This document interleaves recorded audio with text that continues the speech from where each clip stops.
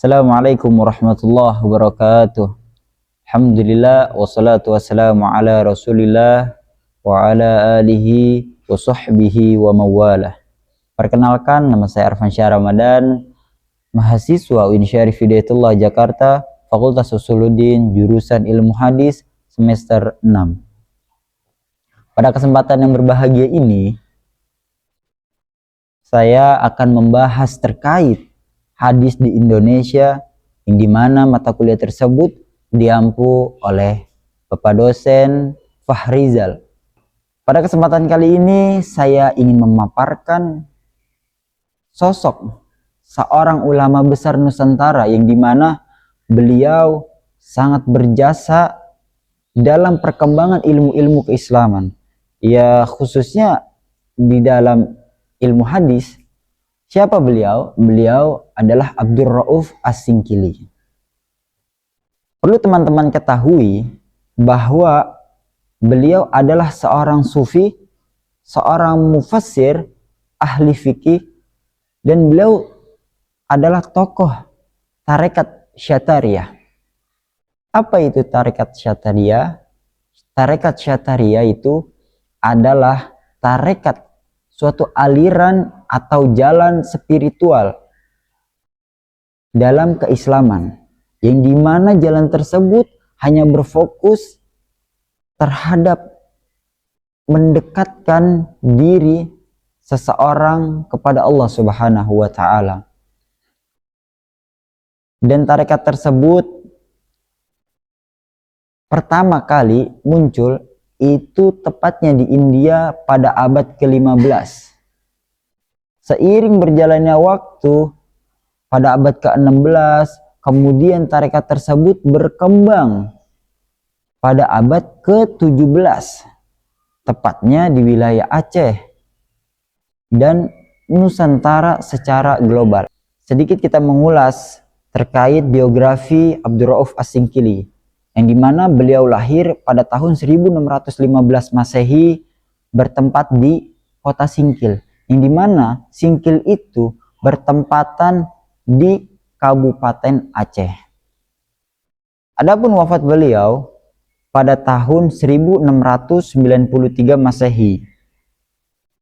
Dan perlu teman-teman ketahui, Abdur Rauf As-Singkili ini ketika melakukan pendidikan awalnya itu bukan di madrasah ataupun pondok pesantren, akan tetapi Abdur Rauf As-Singkili ini melakukan pendidikan pertamanya itu bersama ayahnya, yaitu Syekh Ali Al-Fansuri.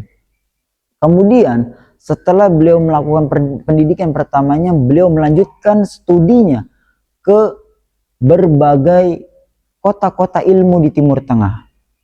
Khususnya ada kota Mekah, Madinah, Yaman, hingga Qatar. Di sana beliau belajar dengan berbagai guru. Kurang lebih gurunya ada 19. Di antara gurunya tersebut ada ulama-ulama besar, khususnya di bidang hadis dan ahli fikih, yaitu bernama Imam Ahmad Al-Qushasi dan Ibrahim Al-Qurani. Selanjutnya ada beberapa kontribusi Abdur Rauf As-Singkili dalam bidang hadis. Yang pertama, kontribusi beliau dalam bidang hadis diwujudkan melalui karya-karyanya. Ada dua karya penting beliau di dalam bidang hadis. Yang pertama ada Syarah Latif Arba'in Hadisan di Al-Imam An-Nawawi, merupakan syarah atau penjelasan atas 40 hadis Al-Imam An-Nawawi, yang menjadi salah satu literatur dasar dalam pendidikan Islam. Dalam karya ini beliau tidak hanya menjelaskan makna hadis, akan tetapi beliau juga mengkaitkan dengan konteks kehidupan masyarakat Melayu. Nah, ini menjadikan bahwa hadis itu relevan dan mudah dipahami oleh masyarakat Melayu. Kemudian yang kedua, yaitu karyanya Al-Mawaiz Al-Badi'ah. Kitab ini memuat nasihat-nasihat yang diambil dari hadis-hadis Nabi Shallallahu Alaihi Wasallam. Kemudian dikemas dalam bahasa Melayu. Tujuannya untuk apa? Untuk memperluas akses masyarakat terhadap pemahaman ajaran Islam yang bersumber dari hadis Nabi Shallallahu Alaihi Wasallam. Ini tuh menunjukkan bahwa Abdur Rauf As-Singkili ini sangat perhatian terhadap pengajaran hadis secara kontekstual dan membumi. Kemudian kontribusi Abdur Rauf As-Singkili yang kedua, peranan beliau itu sebagai penyambung sanad ilmu dari ulama Timur Tengah ke Nusantara, menjadikannya sebagai figur sentral dalam transmisi hadis.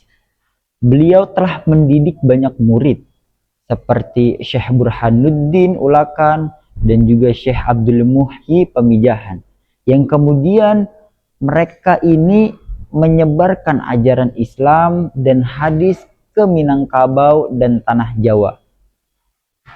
Selanjutnya ada peran beliau yang terakhir namun bukan akhir, yaitu meskipun beliau juga dikenal sebagai tokoh tasawuf, namun ia tetap menjaga keseimbangan ataupun kesinambungan antara ajaran spiritual dan landasan syariat Islam. Beliau tidak memisahkan antara tasawuf dari hadis. Bahkan beliau menekankan bahwa zikir, akhlak, dan makrifat harus dibangun di atas dasar pemahaman terhadap hadis Nabi Shallallahu Alaihi Wasallam. Kita tahu dari karya dan kiprah atau cara dakwah beliau, jelas bahwa Syekh Abdur Rauf As-Singkili ini tidak hanya berjasa sebagai tokoh tarekat saja, akan tetapi juga sebagai pembela dan pengembang ilmu hadis di Nusantara. Beliau bukan hanya mendalami hadis, akan tetapi juga mentransformasikan hadis menjadi nilai-nilai hidup yang menyatu dalam budaya lokal masyarakat. Mudah-mudahan kita dari kisah perjuangan beliau, kita semua dapat terinspirasi untuk memenuhi, untuk terus menggali, memahami, dan menghidupkan ajaran hadis Nabi Shallallahu Alaihi Wasallam. Demikian yang dapat saya sampaikan. Wal afu minkum. Allahumma fiqil afwa mitorik. Wassalamualaikum warahmatullahi wabarakatuh.